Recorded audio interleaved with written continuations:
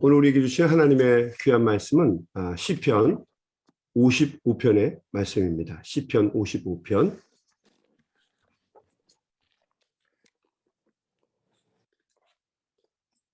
시편 55편.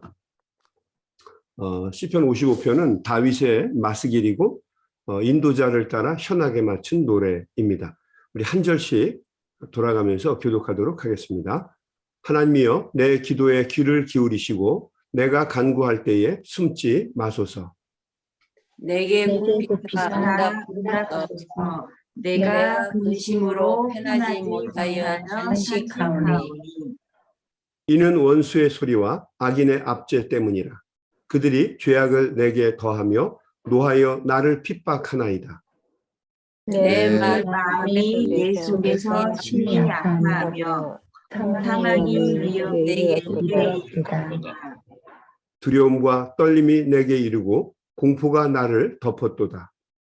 나는 말하기를 만일 내게 이르리라 날아가서 편히 쉬리로다. 내가 멀리 날아가서 광야에 머무르리로다.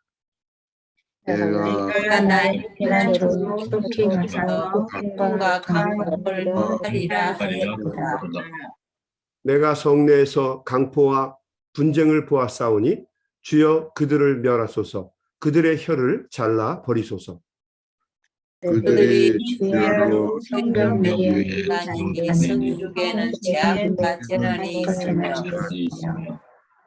악독이 그 중에 있고 압박과 속임수가 그 거리를 떠나지 아니하도다. 나를 실망하는 자가 아니라 원수의 길에 내가 참았으리라. 나를 대하여 자기를 높이는 자를 미워하는 자가 미워하는 자의 내가 그를 피하여 숨었으리라. 그는 곧 너로다. 나의 동료, 나의 친구요, 나의 가까운 친우로다.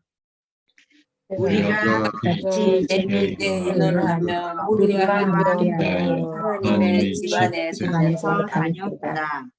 사망이 갑자기 그들에게 임하여 산채로 수월에 내려갈지어다. 이는 악독이 그들의 거처에 있고 그들 가운데에 있음이로다. 나는 하나님께 부르짖으니 여호와께서 나를 구원하시리로다. 저녁과 아침과 정오에 내가 근심하여 탄식하리니 여호와께서 내 소리를 들으시리로다. 나를 대적하는 자 많으니 나를 치는 자가 내 생명을 대하사 평안하게 하시리로다. 옛부터 계시는 하나님이 들으시고 그들을 낮추시리이다. 그들은 변하지 아니하며 하나님을 경외하지 아니함이니이다. 그는 손을 들어 자기와 화목한 자를 치고 그의 언약을 배반하였도다. 그의 입은 우유 기름보다 미끄러우나 그의 마음은 전쟁이요 그의 말은 기름보다 유하나 실상은 뽑힌 칼이로다. 내 짐을 여호와께 맡기라. 그가 너를 뜻이고 의인의 요동함을 영원히 허락하지 않으리로다. 우리 다 같이 있습니다. 하나님이여 내 그래서 손으로 하늘의 웅덩이에 차게 하시리이다. 피를 흘리게 하는 자들은 그들의 날에 만도 살지 못할 것이나 나는 주를 의지하리이다. 아멘. 아멘. 아멘. 이게 암만 해도 저희가 이 줌으로 방송을 하다 보면 목소리를 이렇게 맞추기가 쉽지 않거든요. 그래도 이렇게 같이 읽을 수 있다는 게 참 감사합니다. 우리 새로운 분들도 이렇게 들어오시고 그래서 너무 감사하고요. 우리 그 차영호 성도님 들어오셨나요? 차영호 성도님? 계시죠? 네. 예. 제가 저 편지 잘 받았습니다. 카톡 편지 잘 받았고요. 네, 아주 환영하고 멀리서도 참여해 주셔서 감사드립니다. 이 카톡의 장점 중에 하나는 시간과 공간이 깨지는 것 같아요. 언제든지 우리가 예배할 마음만 있으면 예배를 드릴 수가 있습니다. 여러분 꼭 참석하셔서 같이 예배를 드렸으면 참 좋겠습니다. 시편 55편 말씀입니다. 여러분, 우리가 살다 보면 멀리 도망치고 싶을 때가 있습니다. 하던 일 다 때려치고 멀리 도망가서 아무도 없는 곳에서 혼자 살았으면 좋겠다라는 마음을 가질 때가 다 누구나 한 번쯤은 있을 것입니다.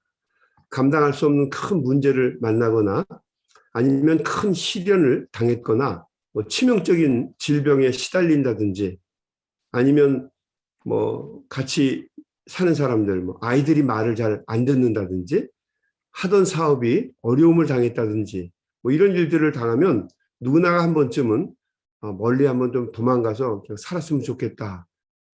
얼마나 힘들면 그러겠어요? 그런 마음이 한 번쯤은 다 드셨을 것입니다. 오늘 이 시편 55편의 기자인 다윗의 마음이 그렇습니다. 다윗도 멀리 도망가서 정말 다 잃어버리고 혼자 살고 싶은 마음이 들었던 것을 이 시편을 통해서 우리가 볼 수가 있죠. 우리 2절 말씀 한번 볼까요? 내게 굽히사 응답하소서. 내가 근심으로 편하지 못하여 탄식하오니 이는 원수의 소리와 악인의 압제 때문이라. 그들이 죄악을 내게 더하며 노하여 나를 핍박하나이다. 4절 보겠습니다. 내 마음이 내 속에서 심히 아파하며 사망의 위험이 내게 이르렀도다. 두려움과 떨림이 내게 이르고 공포가 나를 덮었도다. 다윗을 둘러싸고 있는 적들로 인해서 두렵고 떨리는 마음이 있습니다. 고통스럽습니다. 다윗은 그 심정을 이렇게 고백하고 있습니다. 6절 말씀.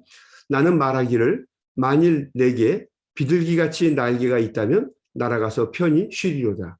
비둘기처럼 날개가 있으면 도망가겠다는 거죠. 7절. 내가 멀리 날아가서 광야에 머무르리로다. 혼자서 지내겠다는 얘기죠. 내가 나의 피난처로 속히 가서 폭풍과 광풍을 피하리라 하였도다. 날개가 있으면 비둘기처럼 멀리 날아가서 도망가고 싶다. 사방도처에 악을 꾀하고 혀로 범죄하는 사람들 투성이다라고 얘기합니다. 모함하고 참소하고 진실도 아닌 악한 소문을 만들어서 진실처럼 떠들어댑니다. 너무너무 힘들죠. 얼마나 고통스럽겠어요? 뼈가 마르겠죠. 분노한 다윗이 이렇게 말합니다. 9절 말씀. 내가 성내에서 강포와 분쟁을 보았사오니 주여 그들을 멸하소서. 그들의 혀를 잘라버리소서. 그들의 혀를 잘라버리소서. 얼마나 힘들었으면 그렇게 말을 하겠어요? 그들의 혀를 잘라버리소서. 한 번은 아주 착한 아주머니가 화가 나서 옆집 아주머니에게 이빨을 확 다 뽑아버릴까 보다. 뭐 이렇게 얘기하는 말을 들은 적이 있는데 좋은 말은 아니지만 시원하긴 하더라고요. 얼마나 속이 상했으면 뭐 그런 말을 하겠습니까? 뭐 혀를 잘라버리겠다.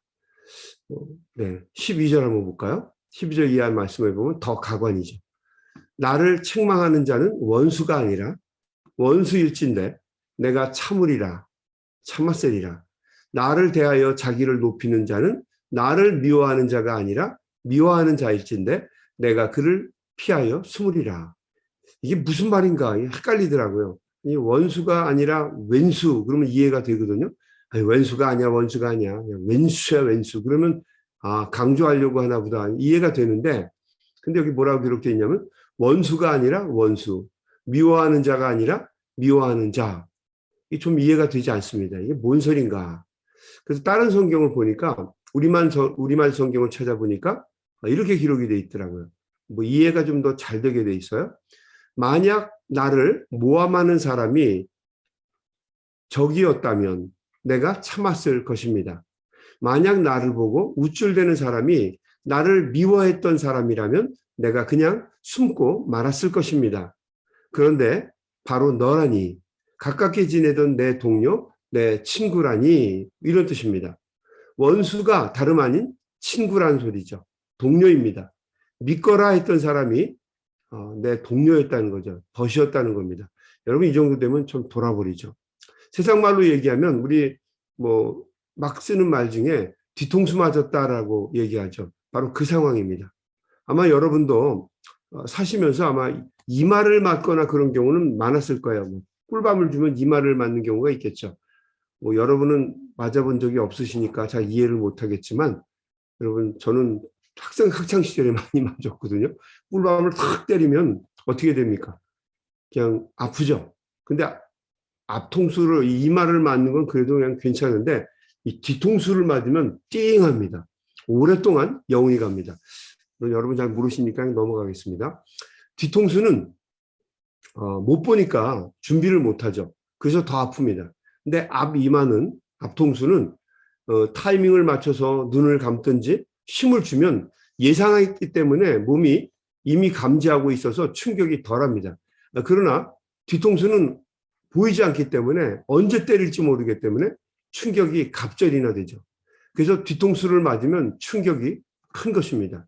믿었던 사람, 또 신뢰했던 사람, 그래도 옆에 있었던 사람, 뭐 가족이라든지 함께 사는 사람이라든지 정말 벗이라든지 이런 사람들에게 뒤통수를 맞게 되면 그 충격이 가히 뭐 그냥 상상을 초월할 겁니다. 여러분 적이 밖에 있지 않습니다. 나에게 상처를 주는 사람이 지나가던 사람이 주질 않아요.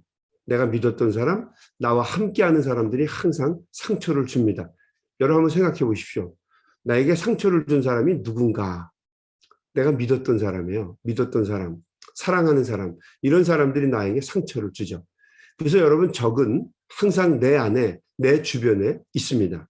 남편이 적이고 아내가 적입니다. 적과의 동침인 거죠. 내 속으로 낳은 내 자식이 적입니다. 함께 자란 벗이 적이고 함께 일하는 동료가 내게 원수가 됩니다. 한번 뒤통수를 맞고 나면 살고 싶은 마음이 안 들 겁니다. 비둘기처럼 날개가 있다면 멀리 날아가서 광야에 가서 혼자 살고 싶다. 아마 이게 우리 모두의 마음일 것입니다. 한번 이렇게 배신을 당하게 되면 남은 인생 전체가 송두리째 흔들리게 됩니다. 이놈이 또 나에게 뭐를 또 속이려고 하나 이런 생각에 시달릴 거고 모르는 사람이 와도 다 모든 게 다 이상할 거예요. 핸드폰 대화하면서 자꾸 만지작거리면 물을 거예요. 혹시 녹음하시나요? 그러고 물어볼 겁니다. 남은 인생 전체가 막 시달리고 어려워질 겁니다. 다윗의 훌륭한 점은 뒤통수를 맞고 배신을 당하고 삶이 피폐해지고 모든 사람이 모함과 참소의 말로 자신을 힘들게 할 때 그런 상황 속에서 이 다윗의 훌륭한 점은 하나님을 찾았다는 점입니다. 그는 항상 어렵고 힘든 일이 생기면 우선 하나님을 떠올리는 사람이었습니다. 그리고 항상 그 문제를 하나님을 자신의 인생에 대입해보는 사람이었어요. 하나님은 무엇을 원하시는지, 하나님이 이 시험을 통해서 내가 어떻게 극복하기를 원하시는지, 그래서 다윗은 하나님과 합한 자가 될 수 있었던 것입니다. 16절 말씀에 보게 되면 다윗이 하나님께 부르짖습니다. 16절, 나는 하나님께 부르짖으리니 여호와께서 나를 구원하시리로다. 하나님이 나를 구원하실 거라는 거죠. 저녁과 아침과 정오에 내가 근심하여 탄식하리니 여호와께서 내 소리를 들으시리로다. 나를 대적하는 자 많더니 나를 치는 전쟁에서 그가 내 생명을 구원하사 평안하게 하셨도다. 옛부터 계시는 하나님이 들으시고 그들을 낮추시리로다. 이 셀라라고 하는 말이 나오면요, 한번 그 하던 말을 멈추고 깊이 묵상을 해보라는 소리예요. 옛부터 계시는 하나님이 들으시고 그들을 낮추시리이다.